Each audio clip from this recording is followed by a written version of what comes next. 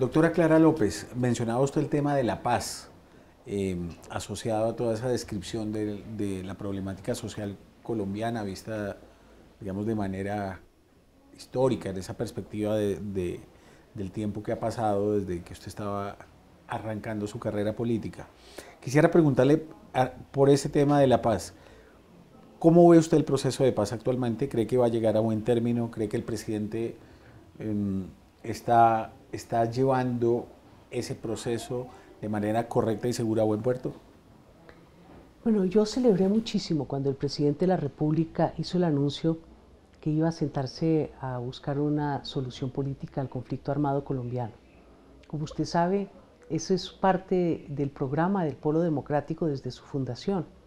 Y cuando nosotros hacíamos ese planteamiento se nos señalaba y se nos estigmatizaba, especialmente cuando el presidente Santos era ministro de la Defensa y el presidente Uribe regía los destinos de Colombia.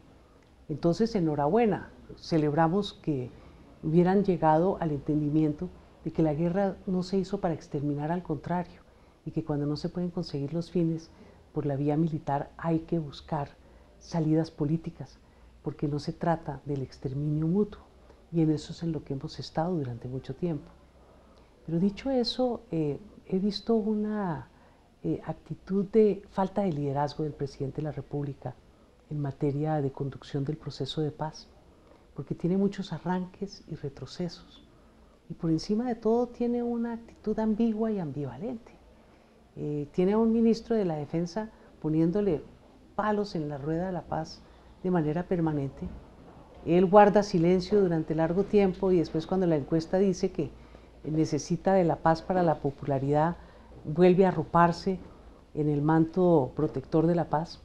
Así es que le tengo mucha crítica a la manera como ha conducido el proceso. Y la crítica más de fondo es que me parece que ya después de tanto tiempo negociando, primero en privado y después, primero en secreto y después en privado con la FARC, uno ya percibe que hay voluntad política mutua para llegar a los acuerdos. Esta oportunidad ya no se puede dejar pasar. Entonces ya llegó el momento de no seguir negociando en medio de la guerra. La guerra está cobrando demasiados muertos adicionales sin necesidad. Para eso se inventaron los acuerdos humanitarios y los ceses al fuego. Yo he dicho que, de ser elegida presidenta de la República, a partir del 7 de agosto no voy a continuar negociando en medio de la guerra. Todo lo contrario, voy a buscar un cese al fuego de las FARC para aclimatar, para generar confianza en el proceso. Y desde luego, como eso es una renegociación de los términos en que está planteado el diálogo de La Habana, pues lo vamos a hacer a cambio de un cronograma que nos permita ponerle fin al proceso de las negociaciones y la terminación del conflicto, el compromiso de la desmovilización, del desarme. Todo eso creo que se puede lograr rápidamente. Y desde luego quiero aclarar que cualquier compromiso que haya adquirido el presidente Santos a nombre del Estado colombiano, yo lo respetaré y seguiré las mismas pautas, porque aquí no se trata de hacer una negociación en contra de los intereses de sectores económicos de Colombia.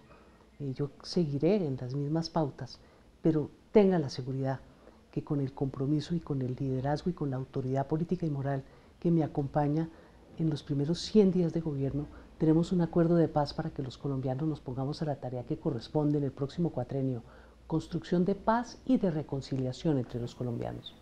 Doctora Clara, ¿cree usted que los guerrilleros responsables de haber cometido crímenes atroces deben ir a la cárcel o no? Mire, el tema de la impunidad se ha tratado de manera política, se ha politizado el tema, porque no hay la verdadera preocupación con los derechos de las víctimas. Lo que hay es una intencionalidad de ponerle palos en la rueda a que puedan llegar a unos acuerdos en el proceso de La Habana. Nadie se sienta a negociar una paz política sobre la base de que lo van a meter a la cárcel. Eso no ha ocurrido en ningún proceso en el mundo entero y creo que el nuestro no va a ser la excepción. Lo que se trata no es de alebrestar al pueblo colombiano en contra de la impunidad. lo que tenemos es que garantizar que no haya falta de derechos, de respeto a los derechos de las víctimas. Las víctimas necesitan verdad, necesitan reparación, necesitan garantía de no repetición.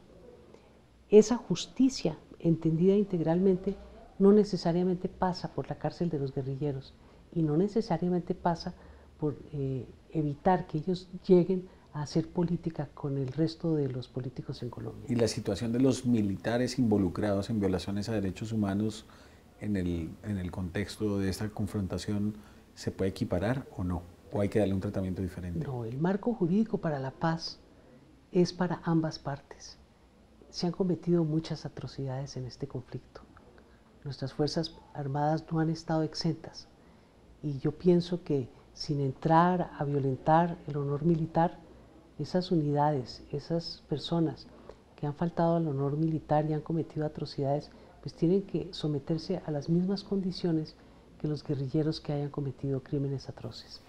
Bueno, ahora hablemos de otro tema que usted conoce muy bien y que marca de manera transversal el eje de la política que se está discutiendo hoy en día en medio de esta campaña presidencial, y es el tema de Bogotá.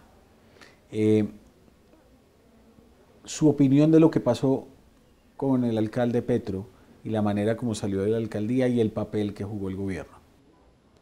Mire, me parece que el presidente Santos obró mal, habiendo destituido al alcalde Petro cuando tenía medidas cautelares de la OEA. No me voy a meter en la discusión de que si eran obligatorias o no, pero lo que sí está claro es que no estaban prohibidas. Y el presidente de la República ha debido de atender al sistema interamericano de derechos humanos y no destituir al alcalde Petro hasta que en Colombia no hubiese una decisión de fondo. Sí, el alcalde Petro ha estado en todos los tribunales, pero ninguno de ellos se ha pronunciado sobre el fondo de la querella, sobre la destitución de una persona elegida popularmente por el tipo de conductas que a él se le están endilgando.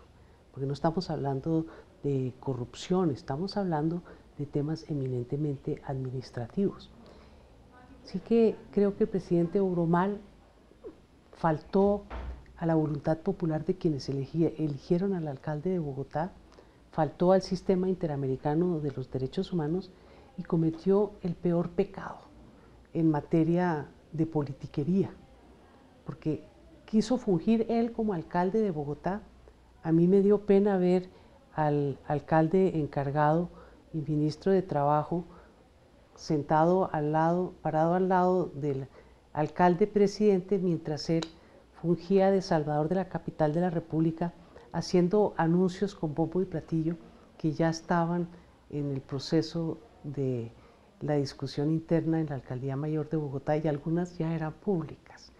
Entonces llegar uno de salvador el día de en el proceso electoral, en vez de haber estado presentando más bien un listado de las ejecutorias de gobierno, pues se pasó a hacer las promesas electoreras de toda la vida, porque desde luego todo eso está por verse. Entonces no estoy de acuerdo con la conducta del presidente de la República y pienso que el Consejo de Estado le va a dar las medidas cautelares al alcalde Petro por haberse violentado sus derechos políticos, que quiere decir que hasta que no haya una decisión de fondo, pues no le pueden cometer el hecho irreparable de sacarlo de la alcaldía. ¿Qué juicio se hace hoy sobre lo que pasó con Samuel Moreno en la alcaldía de Bogotá? Bueno, nosotros hemos asumido un costo político bien merecido, porque todo partido político debe asumir ese costo político. A mí lo que me sorprende es que el único escándalo de corrupción, y desde luego este es un escándalo grave, no lo estoy demeritando, pero que ha merecido semejante publicidad y semejante insistencia y la generalización de todo un colectivo para demeritarlo, pues es el caso de Samuel Moreno. Yo me pregunto qué pasó finalmente en estupefacientes, en qué van las pesquisas sobre la mermelada en las elecciones pasadas, el tema de la parapolítica. Nunca nadie, ni nosotros mismos, o por lo menos yo personalmente, le he endilgado la responsabilidad individual de la fechoría de ningún político al partido al que él pertenece, porque eso son conductas de carácter individual que el partido tiene que asumir en su responsabilidad política, pero pues nadie es pitonizo ni nadie sabe cuál va a ser la conducta de cada uno de sus integrantes. Pero el único partido que ha sido estigmatizado y ha sido cubierto por un manto de reproche social por parte incluso de muy importantes integrantes de la nómina de los principales medios del país es el Polo Democrático Alternativo. Y yo pienso que ese trato ha sido desequilibrado, porque nunca lo han hecho con cosas mucho más espantosas, con delitos de lesa humanidad, como han sido los delitos de la parapolítica, que están untados en sangre y afecta a todos los partidos de la coalición de gobierno. Pero ellos, en ese sentido, nunca les han llamado a cuentas por su responsabilidad política. Hagamos otra pausa, doctora Clara, para volver a hablar de temas relacionados con su visión de país.